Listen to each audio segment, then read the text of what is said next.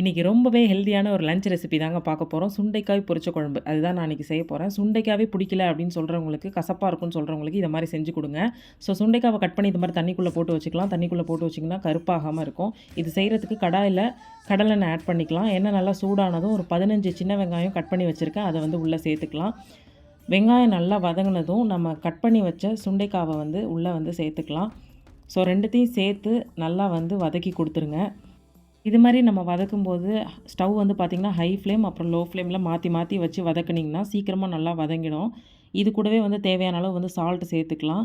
இப்போ சுண்டைக்காய் நல்லா வதங்கினதுக்கப்புறம் ஒரு கப் வந்து தண்ணி ஆட் பண்ணிக்கோங்க. இப்போ மஞ்சத்தூள், வீட்டிலே அரைச்ச குழம்பு மிளகாய் தூள் நான் வந்து ஆட் பண்ணிக்கிறேன். ஆட் பண்ணிவிட்டு நல்லா மிக்ஸ் பண்ணி விட்டுட்டு ஒரு பிளேட் போட்டு மூடி வச்சுருங்க. 10 மினிட்ஸ் அப்படியே விட்டுருங்க. சைடில் வந்து பார்த்திங்கன்னா தேங்காய், சீரகம், பச்சை மிளகாய் இதை ஃபைன் பேஸ்ட்டாக நம்ம அரைச்சி வச்சுக்கலாம். ஸோ இதுக்கப்புறம் வந்து பார்த்திங்கன்னா ஒரு 10 மினிட்ஸ் ஆகிடுச்சு. சுண்டைக்காய் நல்லா வந்து ஒரு 70% குக் ஆனதுக்கப்புறம் சாம்பார் பருப்பு 5 விசில் ப்ரெஷர் குக்கரில் வச்சு இறக்கிருந்தேன். ஸோ இந்த சாம்பார் பருப்பையும் நம்ம உள்ளே சேர்த்துக்கலாம். இப்போ வந்து கொஞ்சம் தண்ணி மாதிரி இருக்குது. ஒரு 10 மினிட்ஸ் கொதிக்க விட்டிங்கன்னா நல்லா திக்காகிடும். இந்த ஸ்டேஜில் கொஞ்சமாக கருவேப்பிலை ஆட் பண்ணிக்கலாம்.